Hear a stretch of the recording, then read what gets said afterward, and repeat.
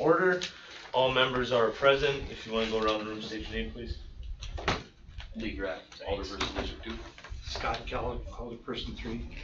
Laura Nelson, Wisconsin Rapids Area Convention and Visitors Bureau. John Morgan with Reggie. Paul Shabilsky, City Clerk. Jake Cadnon, District 6 Alderman. Zach Perlink, Mayor.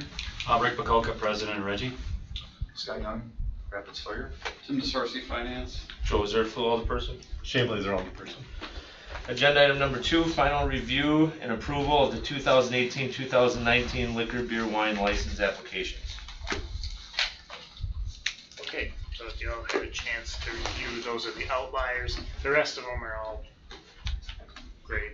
I went through them yesterday, gave them a final check today. All those licenses are subject to approval as long as they can, there's certain stipulations, just pay their fees, personal property taxes by, we were gonna put out the date of the council meeting, so June 19th, if that's all right with you guys. And They're all aware of that? they will be aware of that Okay. after this meeting. I mean, Yeah. is they all been made aware that they owe, and every one of them knows the date of June 30th is when their current license expires, so.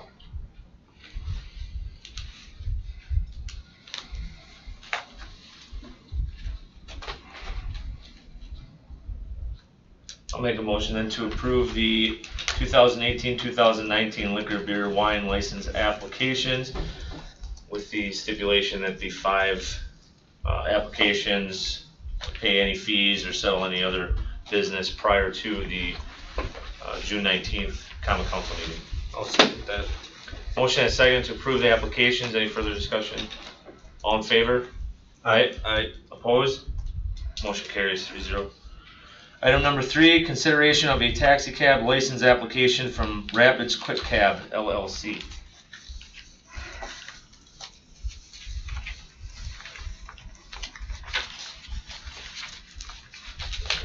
We haven't heard of any issues, have we?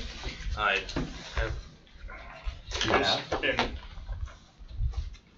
We've ran into some complaints and issues with this company, but as far as denial of the license for this year, there's really no grounds to do so at this time, in my opinion.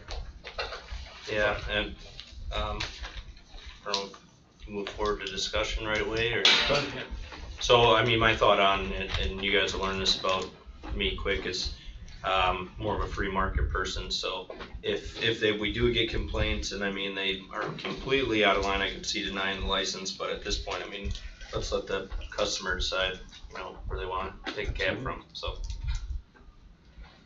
I just had a quick question from the police department perspective. Was there any feedback per those complaints? I know that I've gotten my share of them, and I'm curious to know if the PD had weighed in on anything specific pertaining to the license application. Not in regards to the owner of the company, there's no complaints as far as criminal history. For the drivers of the company, there was an issue where the chief of police turned down a driver after a background check, and then the owner of the company basically called him incessantly until the chief of police was just like, fine, give him a license. It's a $5 license, but the applicant had a criminal history that you'd probably not want that person to be driving your friends or family members in a cab with, but so that was one issue. Yeah, the license was granted, but it was basically a kind of just got sick of the PD, just kind of got sick of it. So I actually spoke with this guy. His name's Steve, and he kind of talked to me about he does have a criminal history, but from our short conversation, it sounds like he's straightened his life out, and I mean, I think he is fine to drive cab. Did he reach out to you, or you reach out to them? He reached out to me, and so I told him I'm not technically his alderman, but I mean, I'll talk with you about it if you want. And he kinda gave me the overview and. Because we do the licensing for taxi drivers now. And so the process is that we take the application and it immediately goes to PD for a background check. And we give them a license right away, but then we have the ability to revoke it pending a background check. And the police recommended that, and then the owner was basically just not gonna stand for it, so. Well, I mean, it's not public transit as long as they have liability insurance and the driver's valid. Sure. I mean, Right. But I think from my perspective, if we're allowing to operate in the city and there's been violations of ordinances or traffic violations and things, I mean, I have a little bit of concern with that, so that's why I posed the Well, question to know if there was a rap. concern too. yeah, if they, yeah. PD, when they're on list of city PD property. concerns, if PD actually weighed in on it, that's what I want to make sure, is that PD did get consulted Yeah. and they were. I guess I'd be interested in the future knowing if there is any problems, at least so, even if it's nothing, if there's problems or if there's. Or not, Or right. not, I right, think exactly, that's- cause if I'm gonna vote, approve a license, and all of a sudden, a couple of months from now, we hear, Yeah, and I mean, There's this license, last year I did recommend denial, and it was approved. the taxi cab license in general? Yeah. Oh, okay. Yeah, the license. This year, I mean, I didn't write a memo on it, but I would recommend approval just because, I mean, the requirements were fulfilled to a T pretty much. And the one concern is that if you operate 2 cabs, then you need to be operating out of a commercially zoned area, or you need to have a lease in a commercially zoned area, own property that you can keep your cabs at. So you're having, a couple, 3-4 cabs in a driveway in a neighborhood, and there was operation of multiple cabs at one time by this company, not in a commercially zoned area. But the license has been applied for as just one single cab, and so that's, I forget what the name of the document is, but you can get a permit from Adams Department to basically operate a business from your house if you only have one cab. And he's applying as one cab, so if he has 2, then we can take enforcement action upon it.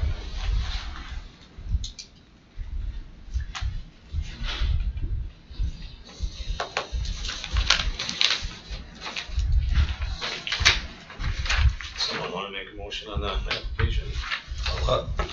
I'll make a motion to approve the license application. I'll second it. There is a motion and a second to approve the taxi license application from Rapids Quick Cab LLC. Any further discussion? All in favor? Aye. Opposed? Motion carries 3-0.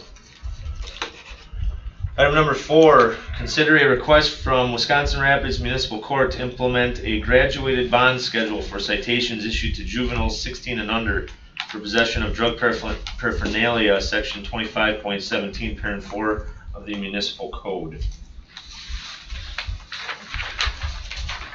So we hear from the court. Okay. Yeah. Anyone can speak on that? It was submitted by the municipal court, and I have no idea if it's in connection to the recent discussion, but That's what I was wondering. it was referred in the proper time frame, and So this is, I mean, it doesn't really say, they want them to match the alcohol, the underage alcohol? Or what's, I'm not the, so they want to use the same, the city attorney here? yeah, Sue could speak We're to in it the municipal court. Or, yeah, It's Karen, so from the it's- municipal court. rather, but. I think graduated, what they mean is that, where it's at right now, there would be a process like the underage limit where possibly that would go away from their record as they got older, maybe, I don't know, but like I said, that's Based on probably like, a legal Yes, question. subsequent offenses would increase fine amount. normally 16 and under have been always probably referrals to Right. social services. Probably. I just wonder if you're implementing a bond schedule for that. No, instead of Could. referrals. I mean, you can cite them, I think it's $100 max or something like that, but. Well, I find it interesting, second offense juvenile for 16 and under is the single adult fight. Mhm. I don't have a problem with bond schedule, I just wish I knew more information about it. Yeah, I maybe we shouldn't take any action then until next month. Get some more clarification. Sure. Item number 5 then, preliminary review of chapter 36, section 302.8 of the municipal code, international property maintenance, and section 25.15 of the municipal code, abandoned and disabled vehicles as they pertain to inoperable and unlicensed vehicles. So I guess I can speak to the abandoned and disabled vehicles. I would imagine it's not uncommon for any district to get a lot of calls on vehicles either being parked illegally or property used as storage. And I guess my intent was just for the 25.15 ordinance, just to come up with language that's a little more clear cut, because right now, as I understand it, if vehicles registered and titled, the plates don't necessarily have to be displayed, but some of it too is subject to how the ordinance officer wants to enforce it, which you should have discretion. So, Right.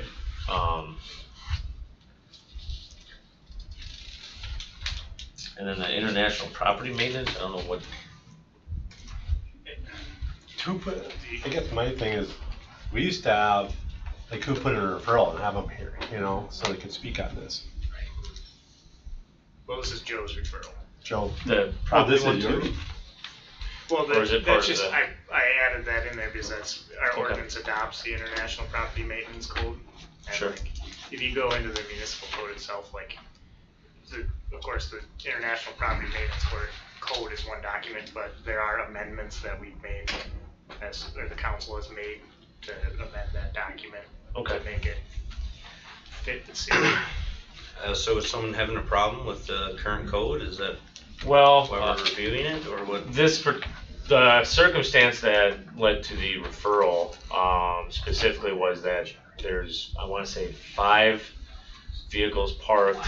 It's kind of a longer driveway, and they're parked there. And I think the individual that lives there works on them, or maybe fixes them up and sells them. But it doesn't look like it should comply with the ordinance, because a lot of them don't have plates on them. The ordinance does say they have to be roadworthy, but I think that's kind of open to interpretation a little bit, because you could say, yeah, it's licensed and registered, but if you're not actually displaying a plate. So I was wondering, and Sue's not here, but I was wondering how we could go about, I guess, cleaning the ordinance up. Yes, ma'am. Oh, Shane. Go ahead.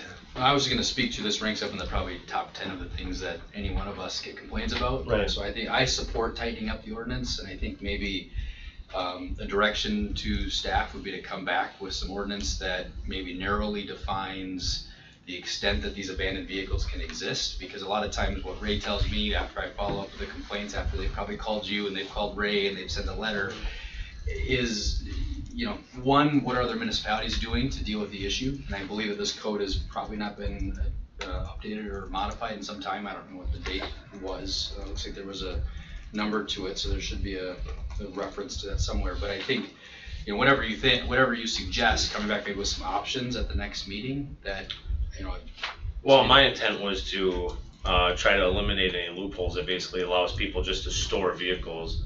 If it's in a garage or something, that's one thing, but I mean, if it's just out next to the street, it's kind of a completely different issue. So. And I would suggest including vehicles parked on the lawn. As part of that review. That's probably number 9. Absolutely. Number 10, right? I mean, that's. So I'd say that's I'd say this is number 4 for me, and parking on the lawn is probably number 3. So.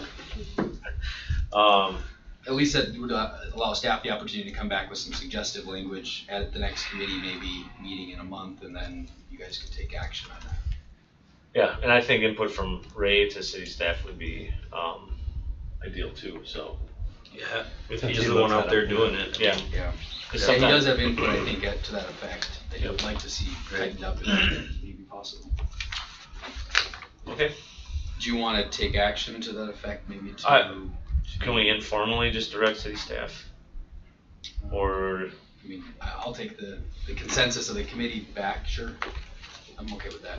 Anyone object to? Right, 'cause you don't have any real Staff's specific, changes you wanna see at this point, other than what's been talked about. It's just- Right, well, and I don't know what, I hate to use the word loophole, I guess, but I don't know what's delaying enforcement action specifically, because it seems to be different for every case, right? Yeah, So- I think a lot of it is the remedy period. Right. They get 10 days, or they get a 30-day notice, and then it's exactly. 45 days, and Right. then if they get a citation in municipal court, it can go 180 days before the same situation is actually remedied, so. Sure.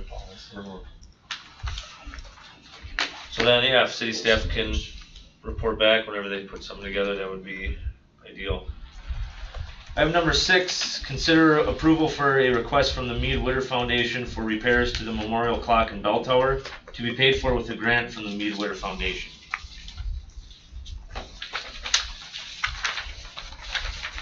I guess I can speak to that. It's been fairly regular that we've gotten these. I think this is the last one. We've asked before. We've understood it's been the last one. This is probably a 2-year project that the committee and the vendors have been working on. It's pretty well completed. It's just they've been doing a lot of miscellaneous cleanup work. So we'll see if this is the last, but I understand that this might be the last. And this is again being 100% paid for by the grant from the Mead Witter Foundation. There's been no cost to the city to date on this. Well, then I'll make a motion to approve that. I'll second it. Motion and second to approve the request from Mead Witter. All in favor? Aye. Opposed? Motion carries 3-0. Item number 7, consider approval of the purchase and installation of 3 city entrance welcome signs with the Wisconsin Rapids Convention and Visitors Bureau and 2017 Heart of Wisconsin Leadership Group donating funds for the purchase and installation of 2 of the 3 signs. Also, consider approval of installing electrical service with metering to one of the signs. If the CVB and other groups donate monies toward providing electrical service to the other 2 signs, then the city will install the electrical service.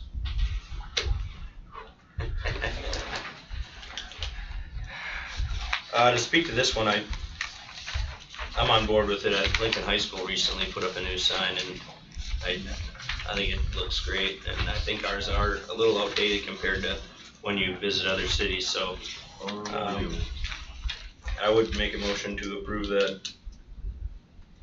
Unless anybody else does. No, I'd second it. There's a motion and a second to approve the installation of 3 city entrance welcome signs as stated in the agenda. Does anyone want to speak further to the issue? So what's our bottom line cost to us? Yeah, that's a good Well, question. the ask, For the ask. the ask is essentially that the city, first of all, front the money for all 3 signs and get reimbursed, because then we are tax exempt. And save How money, much which- money?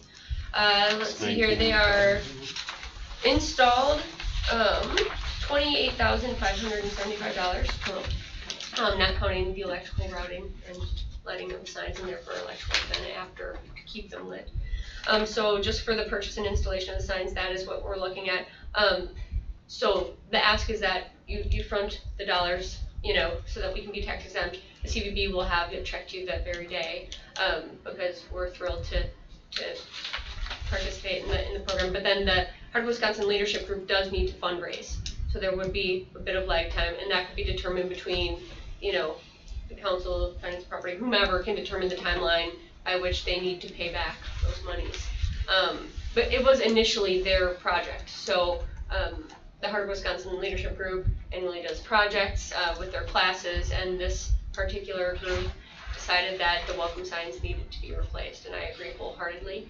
So it seems like we all agree wholeheartedly. So they chose to do that after they graduated from the class. They didn't want the project to die, and neither did I. It's a part of my mission to make sure that people feel welcomed when they enter and leave the community. So the CVB decided to kind of keep it alive, but keep the leadership group involved, since it was their passion to begin with. So they have promised to put their money where their mouth is, right, and see the project to fruition by fundraising for a third of it.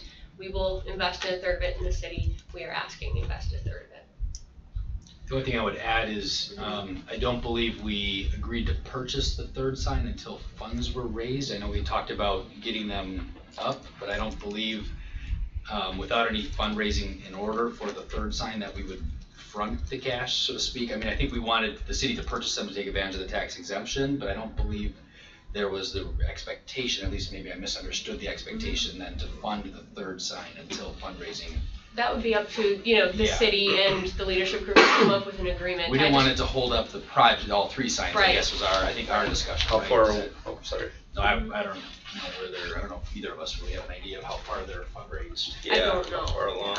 And you know, it could Guess also it be an doesn't matter agreement. either way, but- I'm extremely passionate about this project, and I can talk to my board as well. One of my board members is sitting right here, so I could talk to board members. If the city is hesitant about staying on the leadership group for repayment, I could see if we could front the dollars for that one. You know, essentially pay the city back for 2 of the 3 signs, and then stay on the leadership group to fundraise for the 3rd.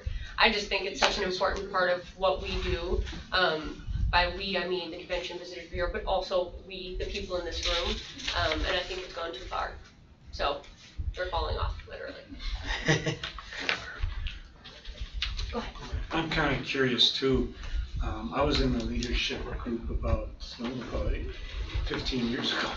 And there's been leadership groups every year. And it seems to me, I wonder if all those leadership groups have spent all their monies those years. And where that money would be, that they might contact, because I don't know if they spend right to the dollar the money that or a project that they wanted to do. I don't think we did. And so it's something that you could explore, that there might be funds left over from the other leadership groups over those, in my case, 15 years. Might be 100 here, 200 there, and so forth. That might add up to something that might help to offset the cost. Something to think about. So.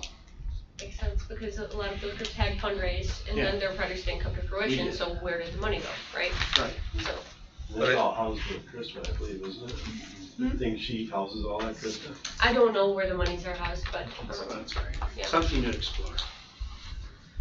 So, I mean, basically, the idea that the city would pay upfront for at least 2, if not 3 of the signs, and then be reimbursed immediately for 1, if not 2 of those signs, is kind of on the table. And then obviously the actual money to come from the city for 1/3 of the project.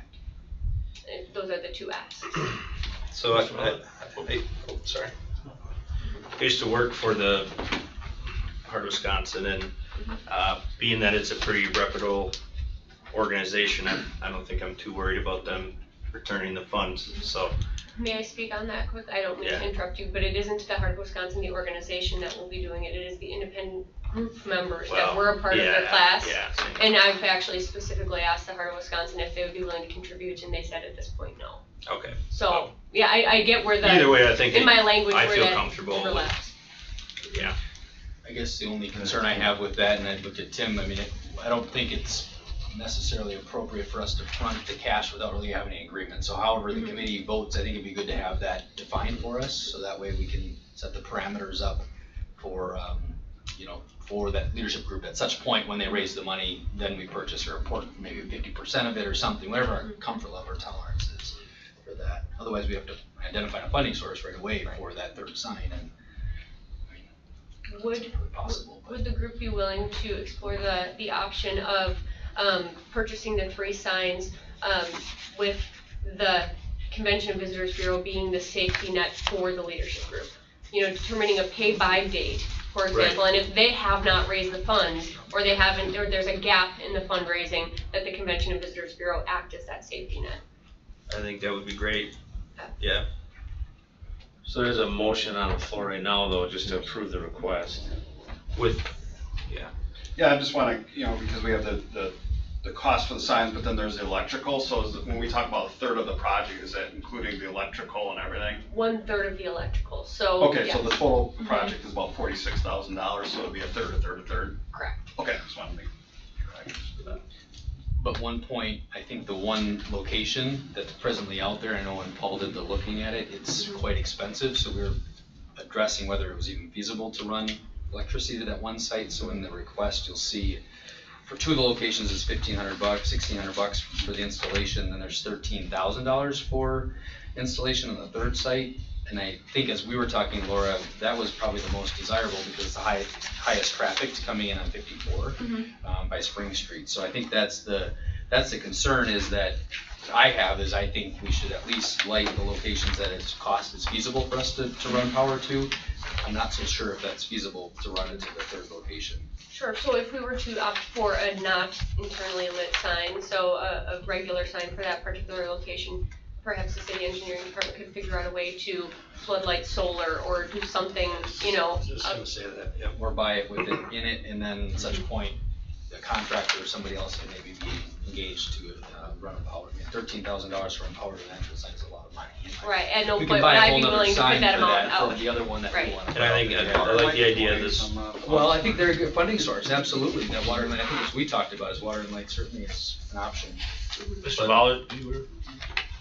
The only, I guess the question is whose property is it gonna end up being after they're done? You know, cause it's gonna be ours then? Mhm.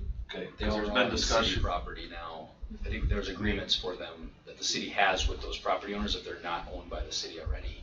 Right, but I don't believe that they're, Do we own them already? I don't think so. That was our understanding when Adam did his look back at all the original permitting on the matter. sorry. Okay. Cause that was, I mean, the whole time that I've been here is that it wasn't ours, that it was, but there was gray area there or whatever, Yes. so. It's been a gigantic hot potato for this long, which is why they look, and that's why they're in such disrepair. Right. So finally, we all decided to get into one room together and say, okay, hot potato, we're owning it, all of us, together, so. Quinault Creek? No. It will. There will be. 6 o'clock. It's 6 o'clock. Same place? Yep. It'd be Over here. here. Yeah, yeah, it's gonna be in, No, you're good. oh, it's gonna be in here, so you're fine. Here? Yep. At 6. 6 PM. I'll still leave you guys so I don't get involved. Oh, thank you.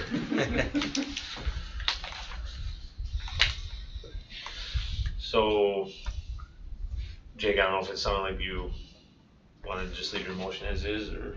No, I would like to adjust it a bit with the, a motion to approve, as long as there's an agreement that we have a pay-by date from either the Chamber Leadership Board or the Visitors Bureau Convention.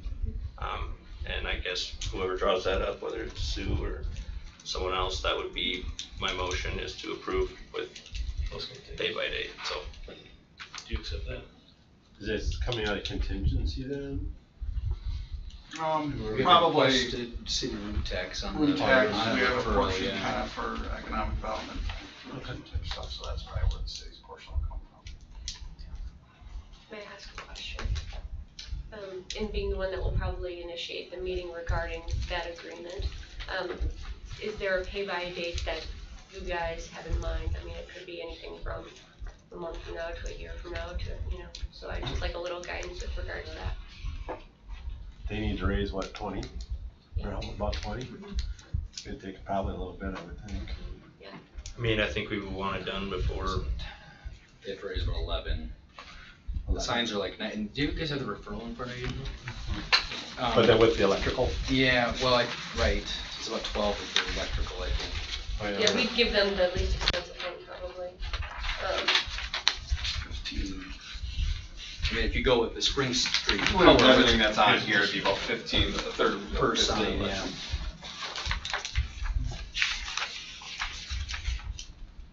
This year would be good, I would think. yeah, I would. Okay, let's get it done sometime. I'm guessing we'd have to have it done before, the snow would hit or whatever. And within construction season, so. Sure. Do you accept the amendment? Oh, yes, I do. What was that date? I just come up with a date, just December, we're. Well, December. 2018 would by be good. like December 1st. Or, well, it depends on, is it, the agreement gonna be that we're not gonna order the signs until we get the money, or, I guess I'm a little. I think we're gonna install the signs and then they're gonna pay us back by By a certain date. a certain date, Right. yeah. Okay, so. With the okay. CBB bridging the gap. If necessary. That they wouldn't, if necessary, that they may not raise. If they don't raise. I'll just ride them, I'll make sure they raise it, it's fine. You're a good All fundraiser. right, There you go. there we go. There you go. Okay, so we're gonna purchase signs, install them, and then there'll be a pay by date, so, but then what happens at the pay by date? Right. Well, the pay by day is the CDB's on the hook. Right, Okay. right, Oh, okay. we'll be your Okay. safety net for that. Okay, there you go, okay, that's, So December 1st? yeah, that, I mean, as far as a cash flow, that's not an issue. Okay. Give them a little time to raise the funds, that's not, for the city, it's not a problem, cash flow that. Okay, the motion, did you get it, Paul? I got Okay. something. All in favor of the motion? Aye. Aye. Aye. Opposed? Motion carries 3-0. Thank you. Item number 8, consider for approval carpet replacement in the offices on the 3rd floor of City Hall that did not receive new carpet in the City Hall renovation in 2011. Tim, anything on it, or? Yeah, we were given one. Oh, We just got. This should have been distributed on Friday, I think Jen said there should have been supporting detail on it. I only have one thing in my hand. I think got there's it. something in the packet here. I have it. I gave it to him. This one you handed us with the Oh. meeting. It's not in the packet. Oh, yeah, so we just were given a quote. Oh, 617. I've got one that wasn't in it, yeah, that's what I have. Oh. No, that's what you should have. So it looks like she gave you one quote, Correct. This is the only quote I received. and where's the referral? I didn't see that. Oh, the referral should be in the, It's not in the packet. I only see entrance sign and then I see packet. something else. Waterworks and Oh, this is. lighting. That's the, That's what this is, okay. I'm all confused.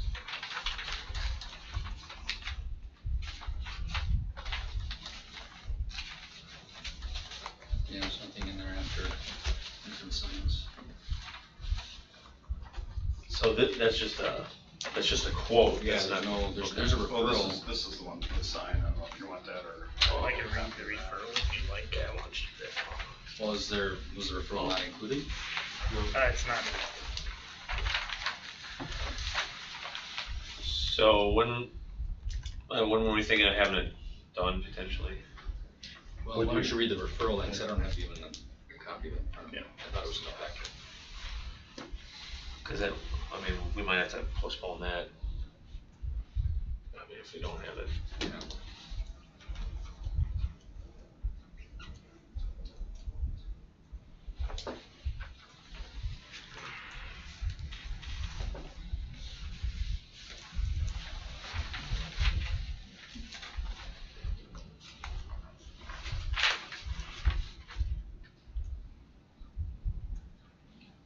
Okay.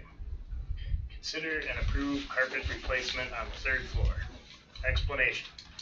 The carpet in City Hall has been replaced in certain stages dating back to the original construction of the building in 1978. The most recent replacement were hallways, council chambers, conference rooms, and a few offices during the comprehensive remodel in 2011. After consideration of the situation and other needs by building and grounds supervisor, it was determined the mayor's office, executive coordinator's office, and all of the human resources offices are in need of replacement. Said offices did not get new carpet when the carpet in the finance and former treasurer's department was replaced in 2011 with the comprehensive remodel. The carpet in these specific offices is 10 years of age or older and is showing numerous signs of wear and tear. There are multiple spots where the carpet is lifting in higher traffic areas, creating trip hazards, and in other areas beginning to separate at the seams. And unlike the hallway and offices in other floors, this carpet is not tiles, and therefore there is no easy way to replace the troubled areas without replacing the whole section. The new carpet will be tiles, so we can easily replace certain areas in the future. Quotes were requested from the 2 local carpet stores with commercial experience, Bowers Floor Mart and Carpet City. funds for this purchase would come from the City Hall replacement reserves, which are appropriated annually and used for capital improvements such as this. And the recommendation is to hire Carpet City to remove and replace the existing carpet in the mayor's office, executive coordinator's office, and all of the HR department offices. And they had the lower quote. This is the only quote I'm assuming this is. Did we get any others, or? We didn't get any others? I did not receive any quotes. You didn't I receive think- I them, or believe you weren't there is given a them? second quote. I don't have them. Okay, Never and got it was, I saw a quote with the referral, I saw 2 quotes and the referral. They're not in the back. We didn't see him. Um, This probably was the lowest one then, I'm assuming, maybe. Don't know. Why it's I'd not. like to see the other one. Is there, I recommend postponement, frankly. Okay. It's not in the packet, it's not gonna be in Yeah. the packet for the council. I think, for full transparency to the public, all that information should be in there, and it was submitted on Friday afternoon for inclusion in the packet, so I'd recommend postponement. I agree. I did take a look at it today. I came up to HR, and when you open up the door, it's bubbled. It's wavy. So it needs to be, There's definitely a need. I guess I'm just disappointed that it didn't come through the budget process, because I don't think it probably happened overnight, but it definitely, it's a trip hazard when you walk right in the HR department. There's a bubble there. Which Well, there, it's wavy. It's not bubbled. There's Yeah. a wave. I mean, there's 2 problems with that. One is the recommendation was that it could be a safety hazard.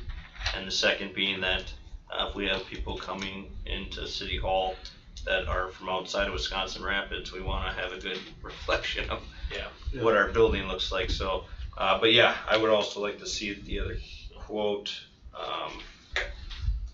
well, if there's And any, referral. if there's any exigency, we could look at having a special meeting or something, potentially, so. I'm thinking just the bubbles and stuff just didn't occur overnight. It probably just gotten to the point where it needs to be done. Well, it's been past the point of needing to be Right, done probably, right. but. And I think you raise a good point about the budget process, and I think the only comment I would have is we allocate those replacement dollars for purposes that may come up, but I agree, it didn't happen overnight. It's been here since whatever year it was originally Yeah, installed, which I understand why it wasn't done when everything else was done. Should have been, all that. Any objections to postponement? Nope. No. Okay, then item number 9, consider for approval the purchase of various pieces of small equipment for the street department.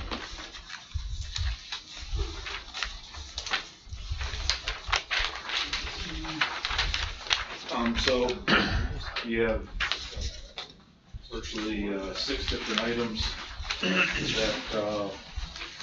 that we're requesting. Just kind of lumping it all together. Some of them necessarily don't have to come to you guys on, but just putting it all together for you. So virtually majority, so item number 1 is currently we have a 100,000 pound excavator that has a 48-inch wide bucket on it. The last 2 years, the majority of our construction has been rehab stuff. We're currently working on the west side where we're working in a trench that is about 48 inches wide that's got a 5-foot face of rock on it.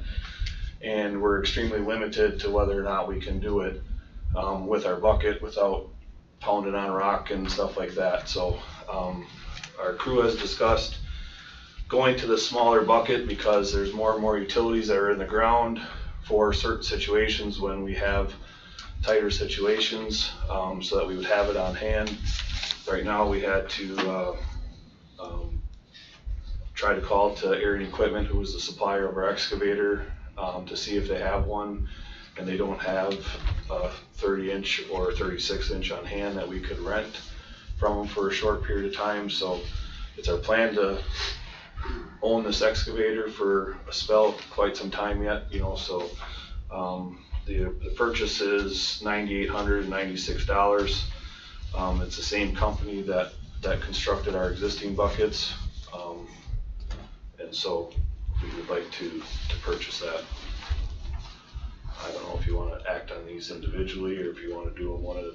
I think probably individually. Okay. Any thoughts?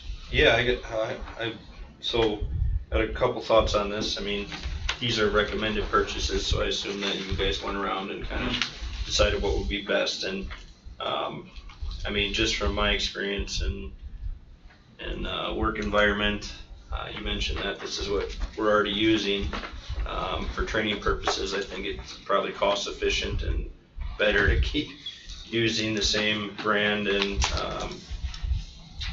device we're using. So, yeah, I mean, if this is what you guys recommend and you need it to get the job done, I think we should give it to you. I just got one other thing to add. Currently, right now, if we get in a situation where we can't get into the space, we take our tractor backhoe, which is typically on another job, or else the operator's on another job, take him back to the garage, put him in his machine if he isn't, to go and keep the construction crew moving, because that's the most expensive crew that we have, you know. So by doing this, we would virtually, our hope is to eliminate that pulling it, shutting another job down in order to go and do something. Which is inefficient way of doing Correct. things, yeah. Tim, just to confirm that, you know, all these purchases out of the equipment fund, that's why it's set up and that's why it's there.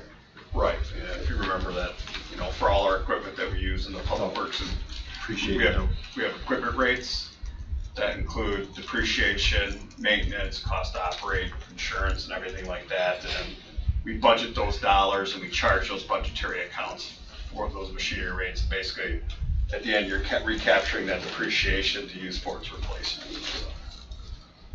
All right. So you want a motion on each one of these? Well, or should I I just- would rather not, I mean, If we can just run through them and. Sure. However you guys want to. Simple. If you don't mind, Yeah. sure, that's fine. So the second item is simply purchasing 2 plate compactors. We got proposals from 2 of our suppliers, Lincoln Contractor in Wausau and Farrell Equipment, I believe, is in Edgar. Virtually this, if you read in the, if you read in the referral background, you know, right now we don't always practice the best construction techniques because we don't have a small plate compactor like this. So there's times where we don't get good compaction, or else we have to over excavate in order to get our current compactor in there so that we do a good job. And you know, we have some new staff that has outside construction experience, and their past experiences that these jumping jacks really work well in the situations most of the time that we're in. Like I say, right now on High Street, our construction activity, the trench is 4 foot wide and we're putting a 3 foot piece of pipe in there, so we don't have very much room to do compaction, so we're using a lot of stone and stuff like that. But there's other areas that that this would be handy to have, so that's why we're coming to request so that we produce a better product than what we currently are, and then also don't have to create a bigger disturbance in the street, which then also costs money. The other item, number 3, is we currently have a large diesel compactor that we use for finishing around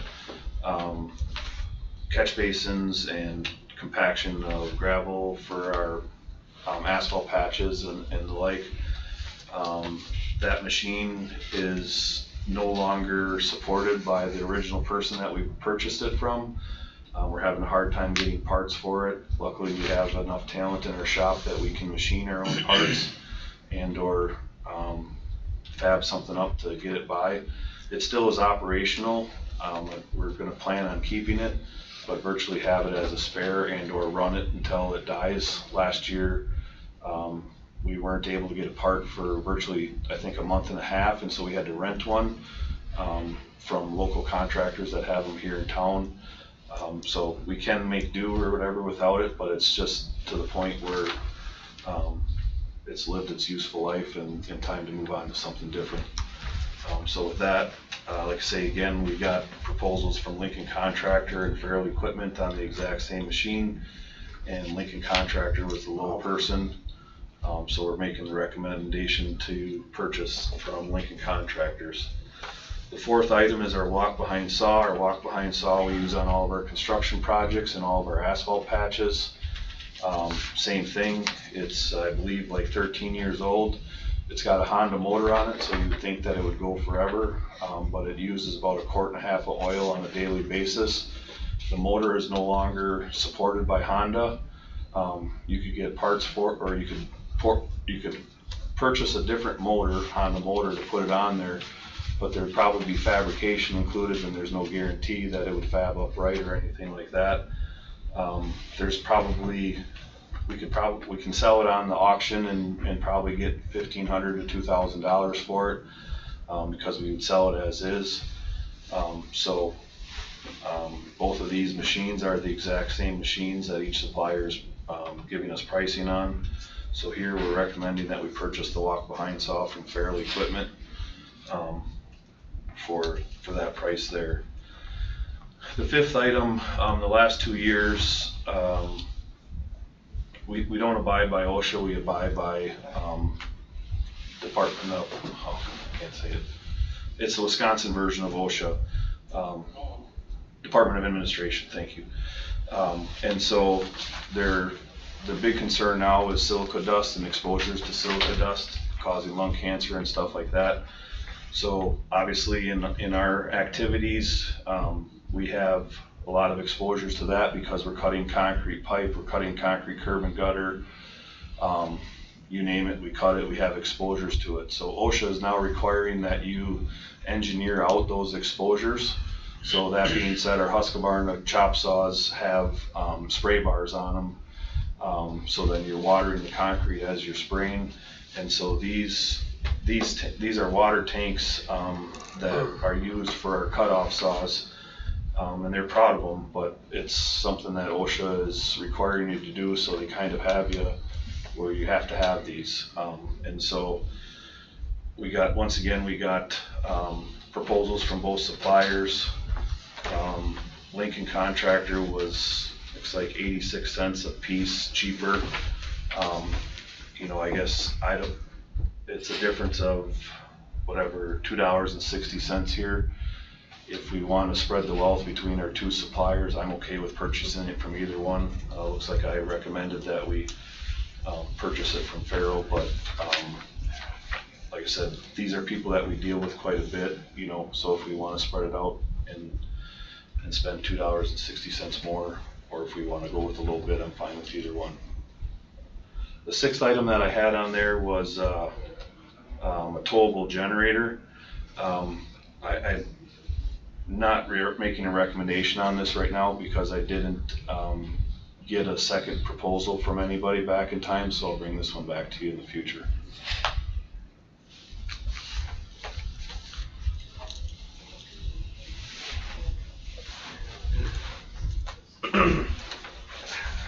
To me, it sounds like you really did your homework on this. It sounds like there's a lot of inefficiencies with what we're currently doing, and this eventually would pay for itself over time, or at least make it a little safer and a little more efficient. So, thoughts? I guess my motion would then be to approve items 1 through 5, with item 6 coming back with a recommendation on where we should go with that. I'll second that. Motion and second to purchase items 1 through 5 as recommended. More Paul for you, on the diesel compactor, obviously, $3,800 different. Is that difference because it's a better piece of equipment? I don't always want to look at things from being cheaper is always better. I mean, if it's a better piece of equipment and it's heavier steel, or have you not had the opportunity to really walk them down? Or I believe both of them are the same. Wow. Okay. Which I understand that vendors have different pricing, but that's what I just wanted to question that because there's just a different make or something that substantially beefier. Yeah, both of these suppliers carry the same material or same stuff, and so everything that I have here in front of me, I believe that they're the same. Okay. And the other question I have is along the silica, which I think I had talked to you before about. Do you bring as a recommendation to this committee for the approval for miscellaneous safety equipment when it comes to the silica? Because that is a big ticket item. And I don't know how it works for streets, but I'm talking, face mask, dust mask, We don't do that, no. I mean, we don't bring them to the committee yet. I mean, we purchase whatever we need to. You purchase that? We need to. It comes out of our overhead account. Okay, that's Yeah, so everybody has the dual cartridge. Yep.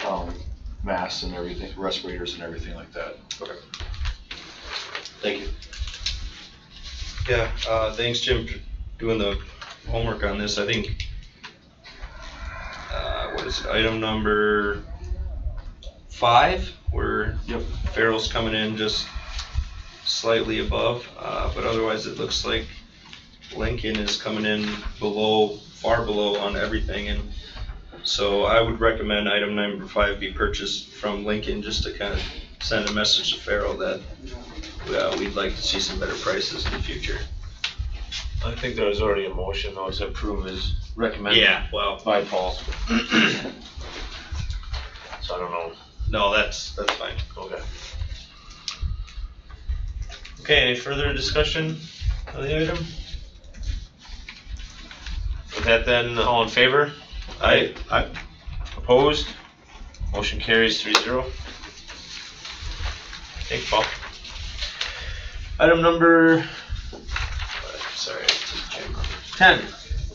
Consider for approval the purchase of generators to complete phase 1 of 2 to upgrade current generator backup system for Fire Station 1, Fire Station 2, at City Hall.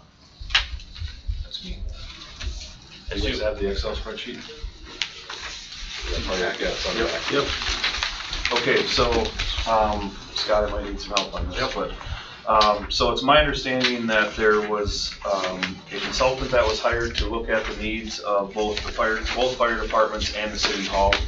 I believe, Scott, that the generators in both the fire departments are in the basement. They are, and they're the original. Station 2's is pushing 50 years old, and Station 1 is 81. It's Yeah, and just like 40 years old. And just like City Hall, that's down in the basement here, with the remote fill for the diesel fuel outside. I believe we currently do monthly startups and checks on those, at least at City Hall. And there's always complaints when we do that. And also, if I remember right, Mary, you were also in those discussions, I think, more than I was. No? Okay. That's the first time I'm seeing this. Okay, we get complaints whenever we do, the test runs and things like that, because there's a little bit of smell in the building and stuff like that. And also because they're old, it's hard to find parts on them and things like that. So this is a phase 1 of the 2-part upgrade. The recommendation was to purchase the equipment and then specify in phase 2 to hire a company to come and install the equipment and do the switch over and everything like that. So we're virtually doing a an owner agent or owner buy, I guess is what it would be. And so Matt Heidemann put out the request for proposals, which are, the results are attached there, with the Generac is coming in as the low bid, but they're not providing the same amount of service that Cummins is. And so for $600, staff is recommending that we purchase a Cummins generator rather than the Generac. All the different results of the, versus the output of the generators, the maintenance cycle, whether or not they have a heater on them, the warranty, the load testing enclosures and the such are included in that. What is like an enclosure run, I guess? Well, all of them are included in the price. Okay. Yeah, so there's no additional pricing or anything like that. It's just the different parts of the bid that were requested. I apologize to have to ask a question because I hadn't seen this until the packet came out, but I wanted to ask Tim what the replacement account had in it for replacement of the generators. Well, the city hall portion would come out of the city hall maintenance fund, which has about $135,000 for capital items. And then fire station 1 and 2, that would come out of the municipal building improvement fund, which has a balance of about $266,000 for capital improvements to buildings. The second part of the question is, this is phase 1, what's phase 2 gonna cost? bit concerned not seeing anything that, if it's extensive, maybe it's not that extensive for, they're not gonna be in the buildings, right, so they're gonna be external based on the referral. Yep. So what generally ballpark to have them installed outside the buildings? I don't have the answer for you on that. I mean, they put on a slab or something. Yeah. And you have to run utilities to them and that. Yep. None of that's included in the direct purchase. No, it's simply purchasing of the equipment. It's my understanding that the consultant that originally was working gave that budgetary pricing. You don't have that? You don't, where that, okay. So, Seemed to come sorry, out of the I'm not. blue. I just have to, that's why I want to ask the questions. It was- Oh, that's a good question. Yeah. So, Well, the only reason why it was recommended not to do it all-inclusive is because then most of the time the contractor is gonna purchase it. You don't have control of what generator, you know, they may supply a lower labor, but then supply a generator plus put their 10 or 15% markup on it. And so it was recommended That by the makes consultant sense. to do a direct purchase. Not a good picture. It's my understanding that, you know, Matt worked on this as a budget item or whatever, and that the generator came in virtually where it was generated, so the funds are there for this project. Yeah. I just can't answer that because I wasn't part of it, so. We can get that. it's two different funds. Estimated cost. I mean, the project would come out of what the previous legislative part, that we can probably get a estimated cost of installation for the. So the installation goes off the bids too then? Is that how that Yes. works? Yeah. So should we delay this until we get more information, or? Or do we need to get the purchase approved so they know what they're installing? Right. Is that really the theory behind them, I guess what you're saying? Exactly. Okay. I see. Would they be installed similarly? What's that? Would they be installed? I would think, but sometimes, I don't know, depending on. That's kind of where my question is coming from. I mean, it's almost strange to ask to get on the hook to purchase them, and then we don't know what the installation costs or what the extent of that is. One brand might, if they aren't, and one, maybe a little more expensive brand might be cheaper to install. Depending on if there's some configuration with it. I don't think it has anything to do with that. I think it's virtually they're running wiring from this generator downstairs to the panel where it automatically switches. So the wiring piece of it is virtually the same. Paul, is the one at the water treatment facility, isn't that Cummins? No, that's what the heck is the name? I'm sorry. What, the big one? Yeah. The thing that. Not the biogas generator, I'm No, talking not the that. backup generator. I And that's, can't I answer think that. that's I a don't know Cummins. that. And the only reason I asked is because of consistency of parts and labor and to make it more friendly for guys to work on. I mean, if this is a piece of equipment that we have, I don't I think. would like to standardize as much as you can. Yeah, I don't know that, you know, you might have that, you might have that with the one here at City Hall. You know, but obviously both the fire stations are gonna be both 25 kilowatts. You know, and then you go to the 100 kilowatts, so I don't know enough about electricity to be able to answer that, I'm sorry. There's obviously, we need this to happen. But Joe will have the answer. my question is, once again, I'm gonna always defer back to budget. Was this actually a line item specific budget to replace? Well, we or- did it a few years ago and we were told to go spend the building in grounds and maintenance, so it's been in a couple budgets and it's been pulled out. The last two times we needed generators, the one in Station 1 has failed. So we're not being definitely paged, we're lifting overhead doors by hand, Yeah. we're. We need to no replace it. emergency Wow. lighting. Yeah. And when it was fixed, they came in to do the upgrade, they got the parts from Kohler and it's not guaranteed the Band-Aid they put on it, so. Then we We are need to not do it. standing by the work they did to fix that generator, so. Unfortunately, when the generator is needed is when we're the busiest. I mean, just with the budget, just the past practice, what we've done with some of these depreciation accounts is that the actual dollars are budgeted annually in the budget, sheet rental rates, city hall rental rates and things like that. And then as the priorities come about, that's when we appropriate the money is a carryover resolution, and then the individual items throughout the year that come up that are brought to the council for actual approval, so. It's just a big ticket item, so. Yeah. And, yeah, and then it's one thing that, you know, we're kind of working on is putting together our building improvement priorities and kind of, you know, listing those out, estimated replacement cost, time frame, and, you know, and prioritizing those two also, so. But yeah, definitely if a backup isn't working when it's needed, it needs to be replaced. Yeah, I mean, we don't need our fire department manually lifting doors when Fire there's a doors. house on fire or Or not somebody even needs. knowing the house out. And we're talking, this could cost We someone's carry life. around portables, but it's in flash. And that's actually what drove that, right? It was We the don't need want to our financial replace three of them at the same time to save some purchase costs, was kind of the methodology behind it. Not necessarily City Hall is not functioning, but certainly the fire department has an issue. Is there a need for a little background on the two-phase part? I don't think on technical details, it's more or less, you have part one identified, part two's been not defined, and what's the cost of that, timeline and all that sort of thing. Do we have an estimated cost of installation? We don't currently, so the issue was that,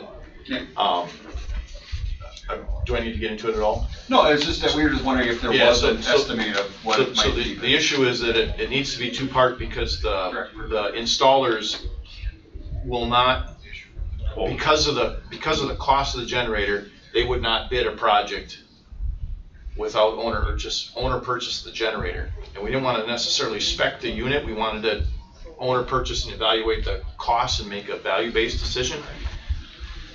And the installation is apparently a little bit different for each one. So once the city has chosen the units to install, then we can ask the contractors to provide proposals to perform the installation, and then we'll choose the lowest responsible proposal for that installation. So it has to come back to committee one more time. Right. And I'll just ask the question again, do you know if the water treatment's backup generator, is that a Cummins? The water treatment backup generator at the Yeah. wastewater plant? Yeah.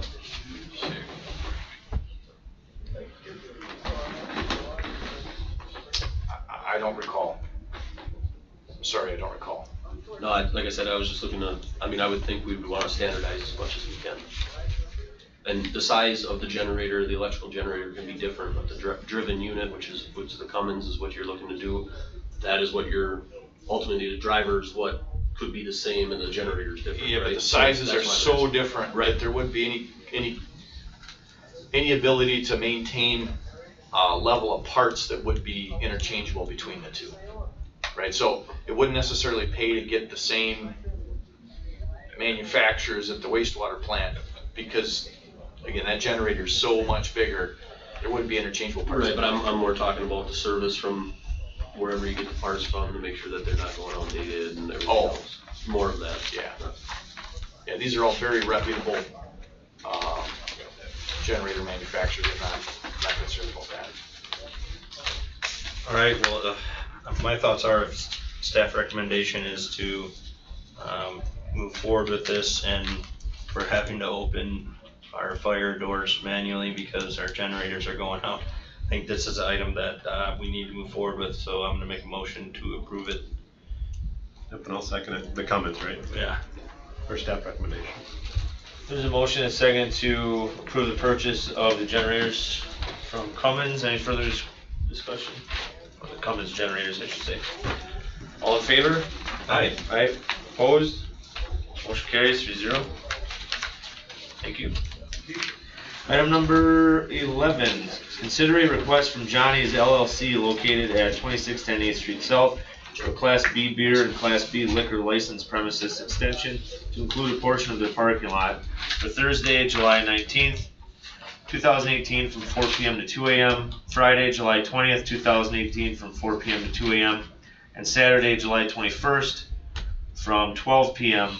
to 2 a.m. So this is a ski show weekend, right? Yes. So we've been doing this for years. It's actually a big attraction in town here. I don't see why we wouldn't do Yes. it again. Have we had troubles lately, or?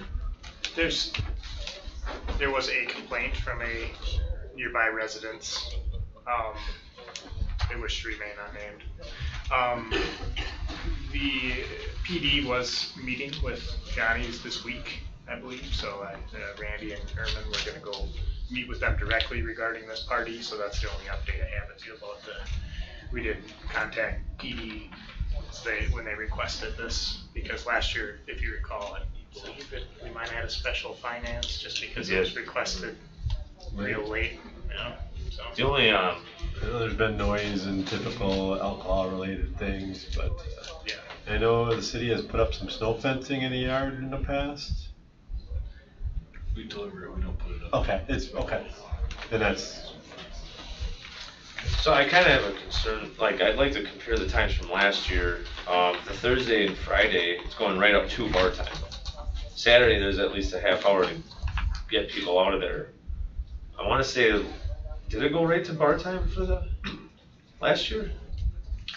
I can't speak to it. Yeah, you don't have a copy, I suppose. I mean, I could probably look at the minutes and see if it's the hours are on there, but.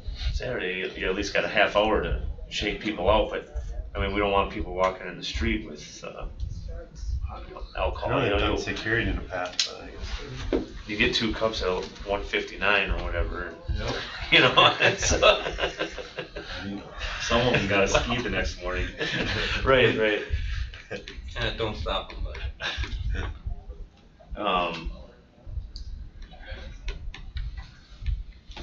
Any other thoughts? I mean, I know for a fact it brings a lot of business to town. Yeah, it does. And everybody knows it's there, and, I mean, if they're not gonna go to Johnny's on that day, they're gonna go somewhere else.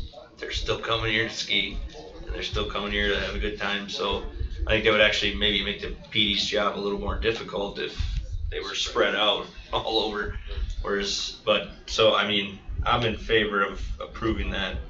I'd be interested to hear others' thoughts on it, I guess. Well, I mean, I just want to throw the option out there. You do have the option to change the hours if you wish. Well, I personally, I would like to see it shut down a minimum of a half hour before bar time. So we can get everybody out of there. Well, or at least inside the bar. Right, But right. they're gonna go straight from there to, hopefully not to their cars, but they're gonna be in, you know, Milling around. yeah. So, I would like the outdoor shut down. Some hour before bar time. I think that would be just prudent, really. Be easier for the PD too, I think. Right. Yeah. So, yeah, I'm good with that. Well, I guess I'll make a motion then to approve the request from Johnny's LLC located at 2610 8th Street South for a Class B beer and Class B liquor license premises extension to include the portion of their parking lot for Thursday, July 19th, 2018 from 4 p.m. to 1:30 a.m., Friday, July 20th from 4 p.m. to 2 a.m., and Saturday, July 21st from 12 p.m. to 2 a.m. Yeah, Fridays at 2:30 also. So. I'll second it. Yep. There's a motion and a second. Any further discussion? All in favor? Aye. Aye. Opposed? Motion carries 3-0. Item number 12, beverage operator license applications. Oh, There are no denials. No. And it's renewal season, so I'm getting Very ready to good the piles end. of them. Are these the same ones from last month? No, I think. No? We just got a lot of. No, like most of them, you get a lot of them renewals in March. And then right here is the deadline, the licensing year is like liquor licenses, July 1 to June 30th. Stacks will get big. Right.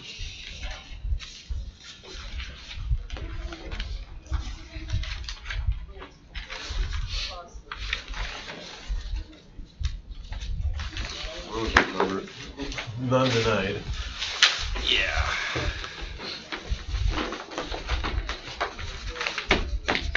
I mean,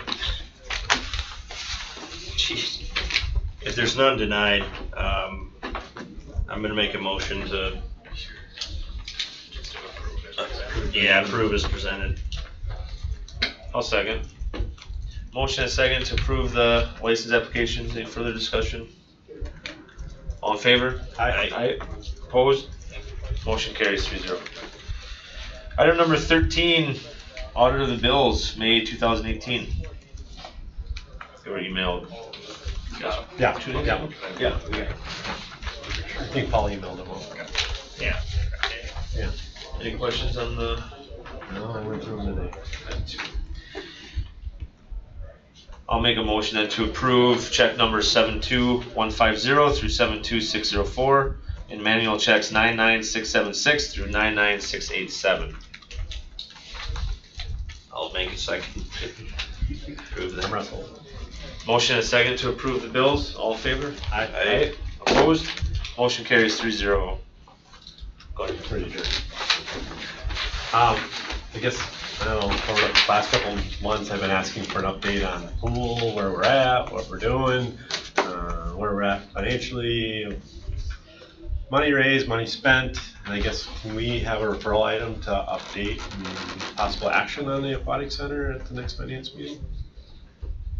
Just, I mean, if you just wanna put something in writing, like if you sort of email to me or Tim, we can make it happen. To refresh my memory, we don't need, there's no reason to have a special meeting between now and council, right? Or for some reason, I was just thinking that there's some, but maybe not. Okay. No, because the only thing we have is sale of bonds, but that will happen on council night, so. Okay. Sale of notes, I should say, not bonds. And I think we'd also brought up last meeting about discussing a referral process, or what we're gonna do with referrals, because, so we know. Yeah, and then there was some discussion whether that would occur in a committee as a whole, or if there's consistency, or if you want to discuss, Yeah, I just wanna know what's out there. I like how Public Works handles theirs. I mean, pretty much it's mostly what gets referred to finance usually ends up on the agenda. The only time it wouldn't is if we just didn't have all the information at that time, but there's no, I can't think of any referrals to finance that are pending. Well, and I don't wanna, hate to say, I don't wanna see, I'll grab Paul as an example, puts in a referral and it's kinda held, and we don't know about it until, I think it needs to be open, so. Or they're gone through and set aside until a later date, or, I think that really comes down to the referral processes to the committee and what we wanna take up. Yeah, I mean, not usually, take up. yeah. Not anybody else's prerogative. Yeah, I mean, most of the referrals I get that formally are requested end up on the agenda. There isn't, right now, there isn't anything I can think of that, and I don't know if there's informal referrals, but any formal ones that are actually submitted. Just kinda want like a. Do you just send it to Paul, and then Paul sends it out, the agenda for property finance? I usually, usually a lot of the referrals come to me and I compile it and then we'll send it to Paul to distribute to his. So I should just really get a hold of you. Yeah. No, I did that last time, yeah. Yeah, cause ultimately you're the one that gets to decide what we take up or not. Being chairman. And that brings me to us being here tonight. I was under the impression that we'd been referred to. What are you? Yeah. What are you? Here for Reggie to request Rapids continue to be a regional partner with Reggie. That money set aside, so I was under the impression that we'd been referred to be on the agenda tonight, so I'd like to request that one of you guys do that for the next meeting. Yep, I apologize, obviously we can't discuss something that's not on the agenda, but yeah, that makes sense, there's nothing here. Yeah. So anyway, it works out because you got a lot of pre-information that you can include in Right, for next yeah, time, so. That's my whole point of this, bringing up this referral process is such as this, or.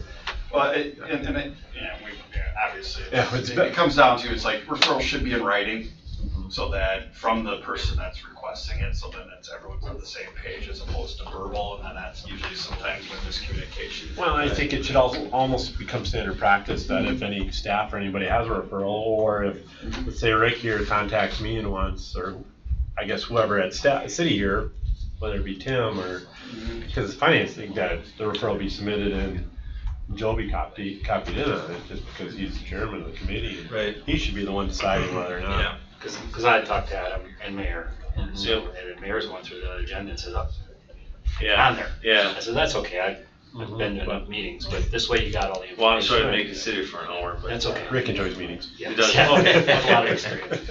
But yeah, I just think that this kind of thing really should happen, to be honest. So, Before you adjourn, what's the schedule for next month's meeting?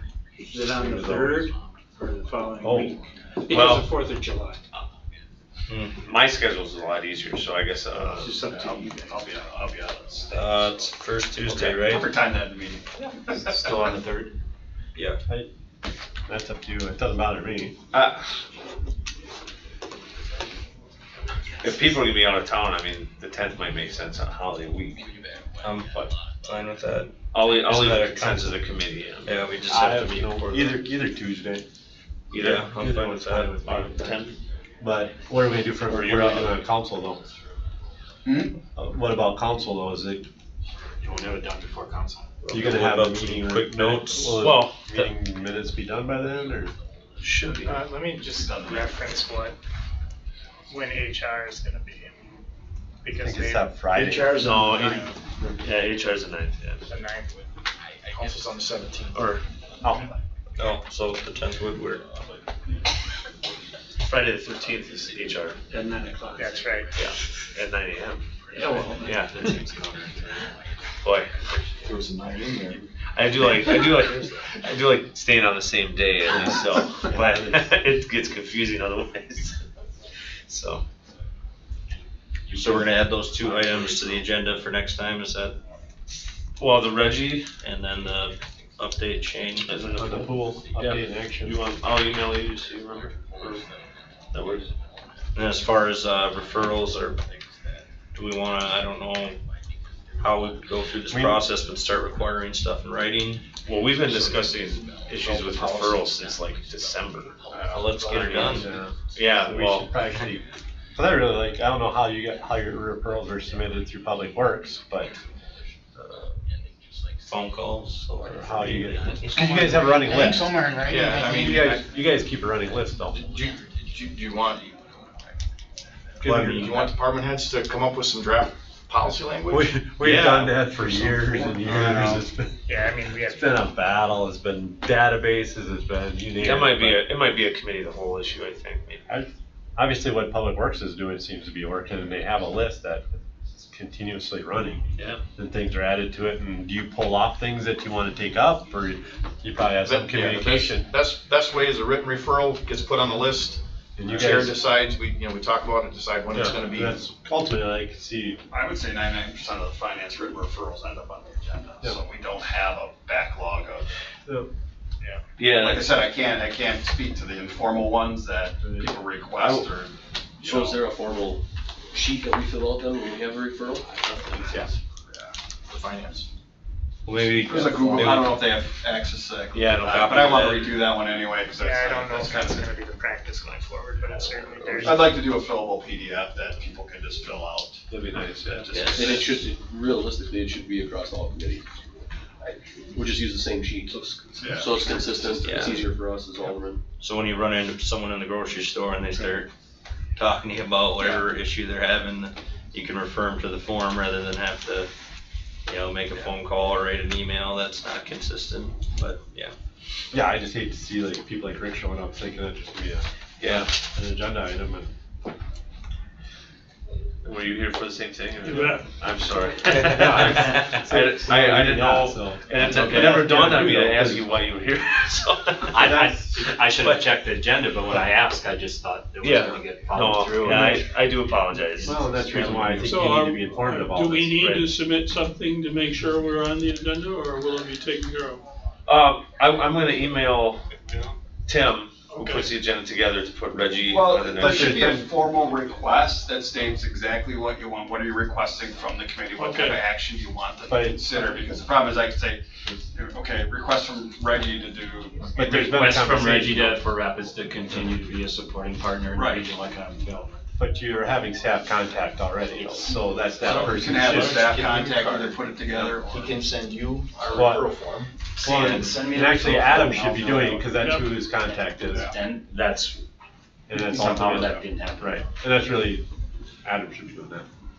And that way we can get you the. So maybe, should we go back to, I have the agenda comes out first and then gets approved, or is that? Well, we tried that.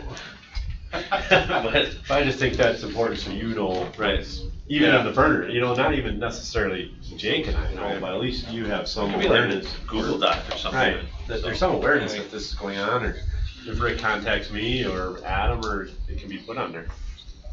Good, because a lot of stuff happening, we want to bring you guys up to speed. Yes. Absolutely, thank you. John and I have another meeting in Nacusa right now. Oh. Save a business. Yeah. Want to thank you for your hospitality tonight, it was good chatting for you Yeah, before the nice meeting. meeting you. You guys are off to a good start, Shane too, congratulations. Good job. Thank you. All right, well, item number 14 was adjournment. I'll make the motion to adjourn. I'll make the second motion. Motion and second to adjourn, all in favor? Aye. Opposed? We are adjourned.